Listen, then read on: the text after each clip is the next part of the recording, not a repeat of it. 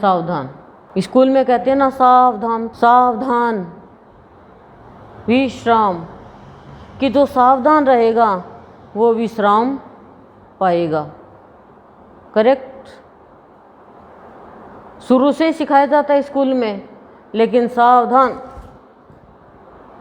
विश्राम पीछे हाथ ना, कि विश्राम कर लिया, अब कोई काम नहीं करना, बस पीछे हाथ कर लो, अब काम भगवान करेगा। लेकिन सावधान रहो, सावधान में सीधे हाथ, यानी सावधान वही है जो सीधे रास्ते पर चलता है, सीधी सीधी बात बोलता है और सीधा सीधा व्यवहार करता है और सीधा सीधा ही स्वभाव रखता है,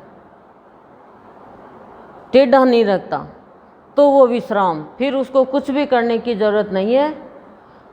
सीधा का मतलब चालाकी नहीं, धूर्तता नहीं, बेईमानी नहीं, सरलता।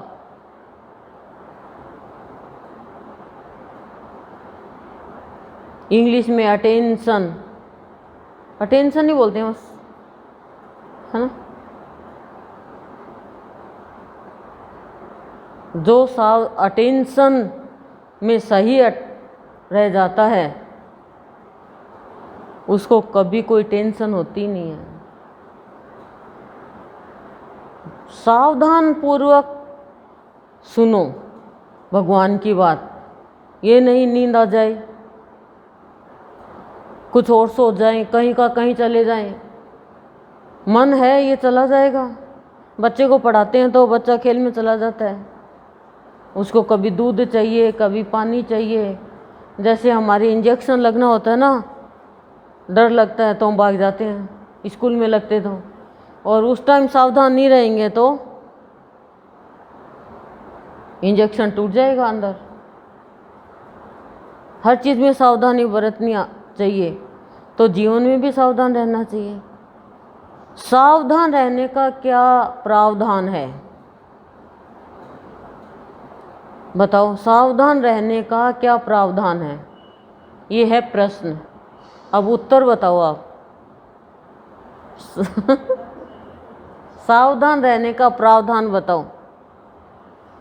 इतने टाइम से बता रही हूँ, वो प्राणी अपने जीवन के प्रति सावधान है जो आते हुए क्रोध को रोक लेता है, किसी के प्रति ईर्ष्या द्वेष नहीं रखता, क्योंकि दोस्ती में भी ईर्ष्या द्वेष हो जाती है, जैसे सहेलियों में भी ईर्ष्या द्वेष हो जाती है। दो जन, एक के थोड़ा लाभ हो गया, एक के हानि हो गई, तो लाभ हो गया उसको ईर्ष्या हो जाएगी, संग वाले के एक की प्रशंसा हो गई, एक की नहीं, तो ईर्ष्या हो जाएगी।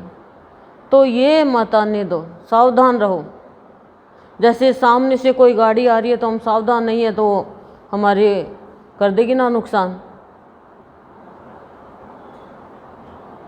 अहंकार को मत आने दो किसी भी चीज़ का कारण। कुछ अच्छा हो गया अहंकार हो जाता है।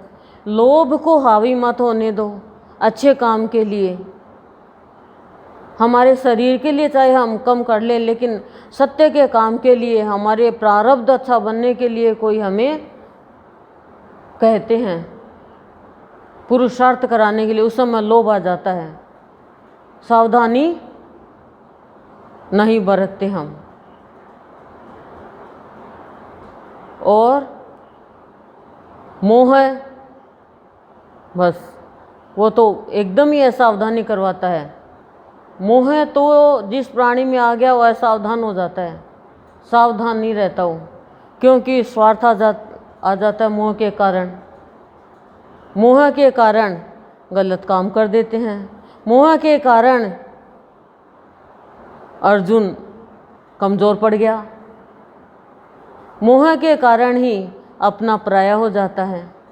और इन सब का कारण है कामना, जो पाप करवाती है मनुष्य से।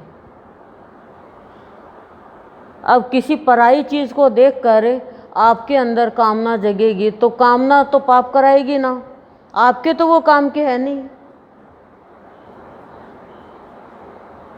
तो सावधान व्यक्ति का क्या प्रावधान है कि वो निरासक्त रहता है, निर्लिप्त रहता है, सब में रहता है, कमल के फूल के जैसे कीचड़ में रहता हुआ से, लेकिन गृहस्थी चलाते हुए भी वो राजा जनक के जैसे, हमारे गुरुदेव के जैसे,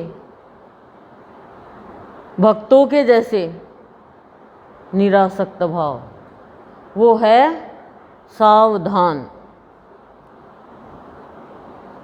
नहीं तो धान ही धान, धान ही धान, धन ही धन, धन ही धन, धान खा लिया धन्य हो गए, धन आ गया धन्य हो गए।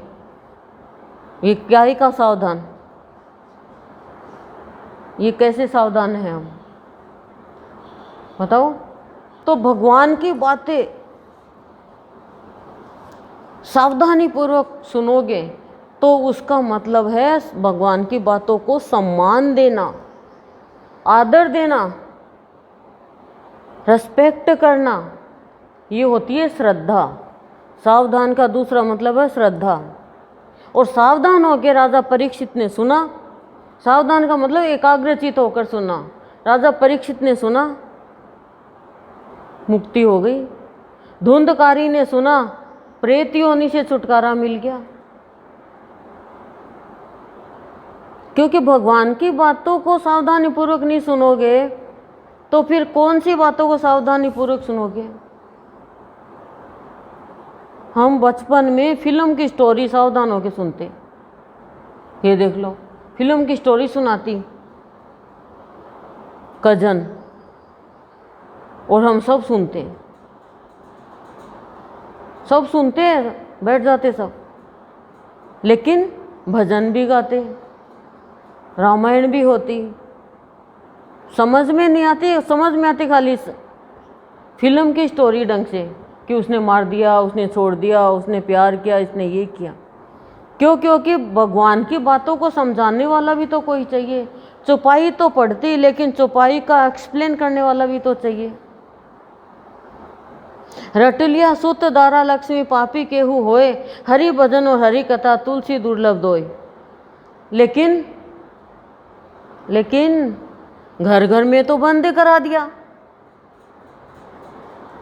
हैं, तुलसीदास जी की चौपाई को फेल कर दिया।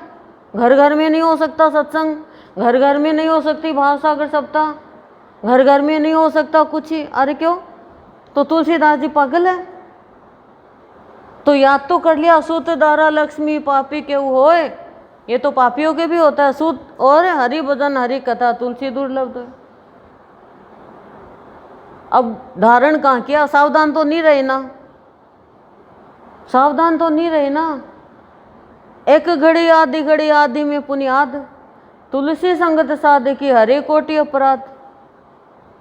पर आधी घड़ी दूर, एक घड़ी तो दूर, आधी घड़ी भी आना नहीं चाहते, आना नहीं चाहते, लाना नहीं चाहते। तो जाने की तैयारी करो, जाने की तैयारी, ससुराल जाने की तैयारी, पियर जाने की तैयारी, शादी में जाने की तैयारी, पति के पास जाने की तैयारी, घूमने जाने की तैयारी, बहन के जाने की तैयारी, कोई मरे हुए के जाने की भी तैयारी, जलवा पे जाने की तैयारी, पार्टी में जाने की तैयारी, सब तैयारी करते हो। जाने की तैयारी, यहाँ से जाने की तैयारी कौन करता है? सावधान है ही नहीं, जाने की तैयारी करेगा कौन? बोलो।